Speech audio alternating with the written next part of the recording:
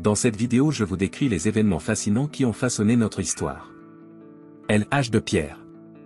L'âge de pierre est une période fascinante de l'histoire humaine, divisée en trois grandes périodes, le paléolithique, le mésolithique et le néolithique. Chacune de ces périodes a marqué des étapes cruciales dans le développement de l'humanité et dans notre capacité à adapter et à transformer notre environnement. Le paléolithique, souvent appelé l'âge de la pierre taillée, est la période la plus ancienne de l'histoire humaine, s'étendant sur environ 2,5 millions d'années jusqu'à il y a environ 10 000 ans. C'est durant cette période que nos ancêtres, les premiers hominidés comme l'Homo habilis, ont commencé à fabriquer des outils rudimentaires en pierre taillée pour la chasse, la coupe de la viande et la préparation des aliments.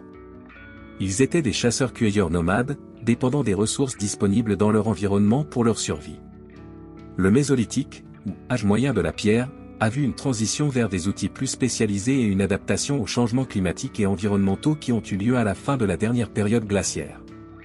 Les humains de cette époque ont commencé à développer des techniques de pêche avancées et à construire des campements plus permanents près des rivières et des côtes, marquant ainsi un premier pas vers une sédentarisation plus durable.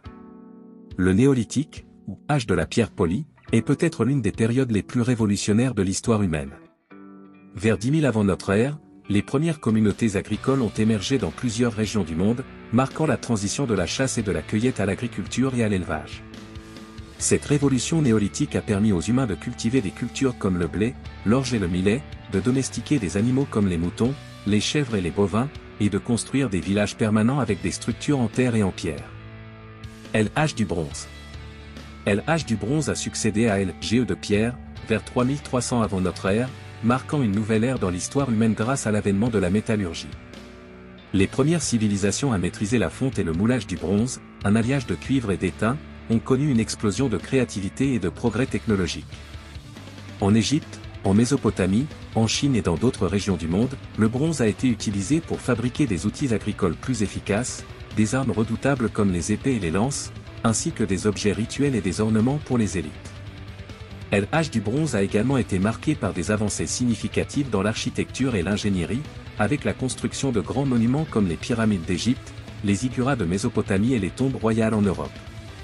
Le commerce à longue distance s'est intensifié grâce à l'utilisation du bronze pour fabriquer des objets précieux et des biens de luxe, créant des réseaux commerciaux complexes qui ont enrichi les grandes civilisations de l'Antiquité. L'âge du fer. Après l'âge du bronze, l'humanité a fait un autre grand bond en avant avec l'adoption généralisée du fer, un métal plus abondant et plus résistant que le bronze. À partir de 1200 avant notre ère, les artisans et les forgerons ont appris à extraire et à forger le fer à partir de minerais de fer, donnant naissance à une nouvelle ère de progrès technologique et économique.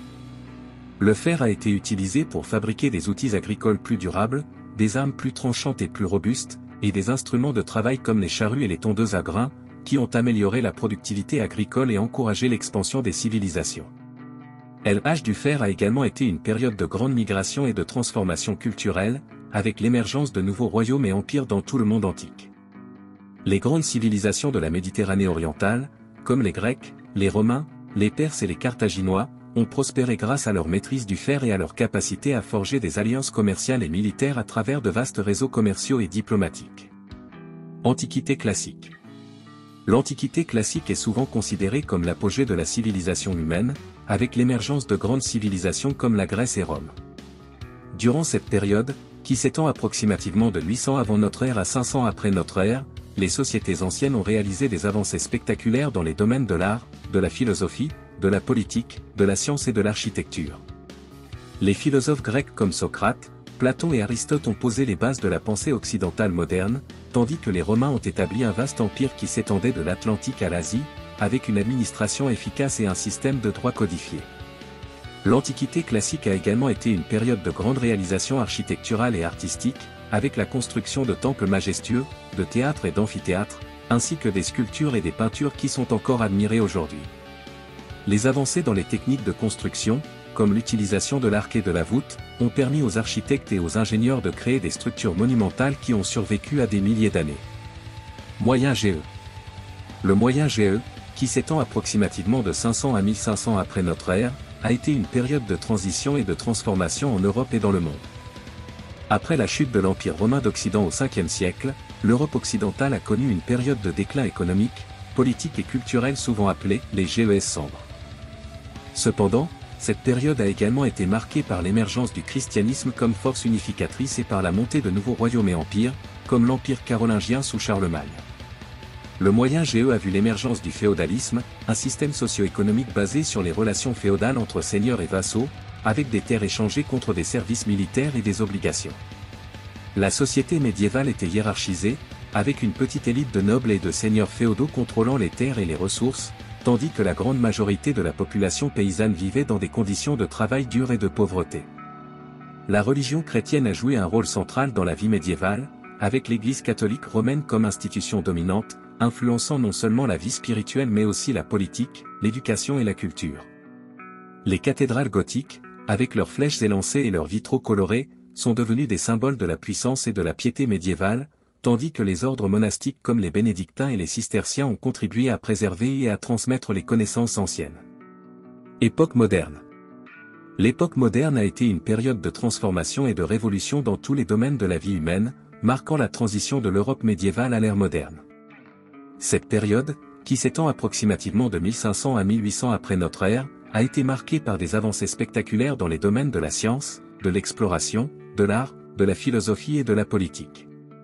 La Renaissance, qui a débuté en Italie au XIVe siècle, a été un mouvement culturel et intellectuel qui a redécouvert les œuvres de l'Antiquité classique grecque et romaine, inspirant une nouvelle vague d'innovation et de créativité dans les arts et les sciences.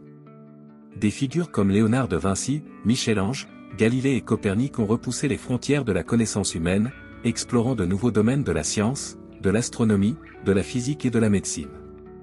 L'époque moderne a également été marquée par l'expansion européenne à travers le monde, avec des explorateurs comme Christophe Colomb, Vasco de Gama et Magellan découvrant de nouvelles terres et établissant des empires coloniaux en Amérique, en Asie et en Afrique. Ces voyages ont ouvert de nouvelles voies commerciales, introduisant des produits exotiques comme les épices, les textiles et les métaux précieux en Europe, et facilitant des échanges culturels et économiques sans précédent entre l'Orient et l'Occident. Contemporain. La période contemporaine, qui commence à la fin du XVIIIe siècle et se poursuit jusqu'à nos jours, est caractérisée par des transformations radicales dans tous les aspects de la vie humaine. Cette période a été marquée par des avancées révolutionnaires dans les domaines de la technologie, de l'industrie, de la communication, de la médecine et des sciences sociales, redéfinissant ainsi notre compréhension du monde et de notre place en son sein. La révolution industrielle, qui a commencé en Grande-Bretagne au XVIIIe siècle et s'est étendue à l'Europe, à l'Amérique du Nord et au Japon au XIXe siècle, a transformé les modes de production, de travail et de vie à travers le monde. L'invention de machines à vapeur, de locomotives, de télégraphes et de technologies agricoles a permis une production de masse sans précédent, stimulant la croissance économique, l'urbanisation et la montée de nouvelles classes sociales comme la bourgeoisie industrielle et la classe ouvrière.